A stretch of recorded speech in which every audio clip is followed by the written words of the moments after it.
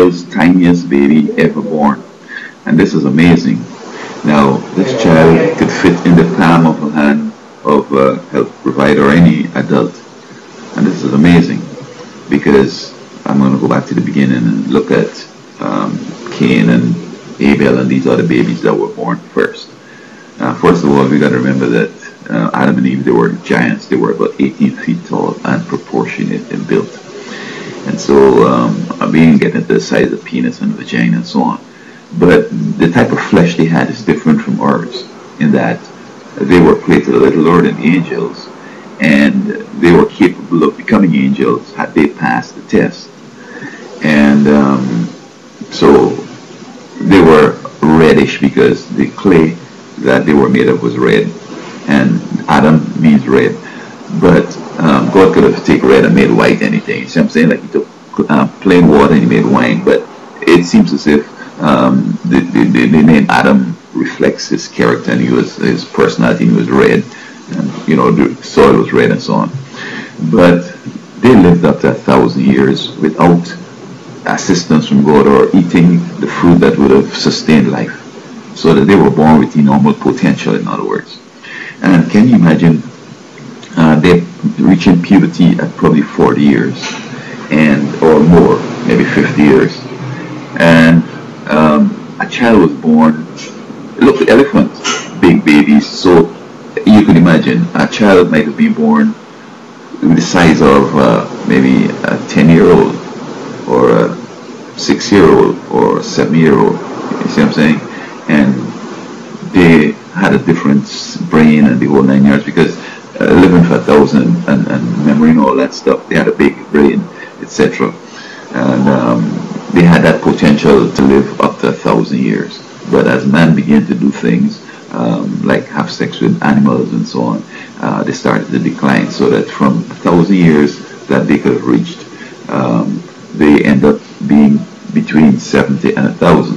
Sometimes you find somebody meeting 100, but rarely they're going beyond the 120 and 25 and so on. Adam was told, or Eve was told, that because she was the one that led into the sin, that her childbearing would be difficult. Now, it's not that God is going to give her pain. She had no pain, as it were. And that's my belief. I believe that he was projecting to the future and seeing that the women down the road, because of the genetic mix-up now with this giant or these little animals, so that the vagina and baby is going to be between the animal and Adam and Eve, so that now and then you might have a woman with a small vagina, and the child might be more tended to be towards Adam, so she's going to have problems. In this case, I don't think this woman had any pain problems because this is, a little easy thing to make. But when you see, humans like this, you could just sympathize and understand what we have done to ourselves.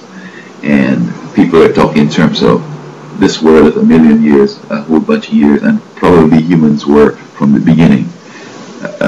We're here like millions of years, and on face, it don't make sense because look, just 6,000 years according to my calculations. Look what we've come to, and look the amount of evil we've had developed within the last 100 years. So can you imagine people living 1,000,000 years with this heart we have that is so evil? Man, we would destroy ourselves already. In fact, Christ says that he's going to come quickly, because if he doesn't come quickly, humans will be destroyed from the face of the earth. The evil ones will destroy the good ones, and then they will continue with the evil and they will destroy themselves. So he's going to intervene so that he could save some folks. So when we see this little pygmy little baby, and this baby has the potential to live maybe up to 50 years, maybe 35 years, because this little specimen here doesn't have the amount of potential that could, last to be so long. He's going to be maybe an introvert, maybe he's going to be quiet, maybe he's going to be, kind of like scared about bullies and all this kind of stuff. Can you imagine the life this child is going to live? So it's a reminder that what we have done to ourselves, and whenever a woman is having babies and having all these pains, she should remember that it's Eve and those with the original sin and then the ancients mixing up themselves with animals and coming down to where we have, because even now and then you find a child would be born looking like animals, hairy, like in Mexico and other parts of Europe. They're looking like animals. It's because through the randomness of things, 1 in a trillion or whatever, or 1 in 100 million or whatever billion, is going to show those animal characteristics. So I don't know if people are born with tails, but here we see it's happening. And maybe some people are born with hair lip. Maybe it's some animal something. So we have in ourselves recessive these kind of genes that can create problems, and this is why incest is a problem, because in the family, you're right, when members come together, those recessive things could become dominant because we marry around to different people so as to eliminate the possibility of these genetic connections that will create some bizarre humans and so forth. So this is a classic reminder of what we have done to ourselves.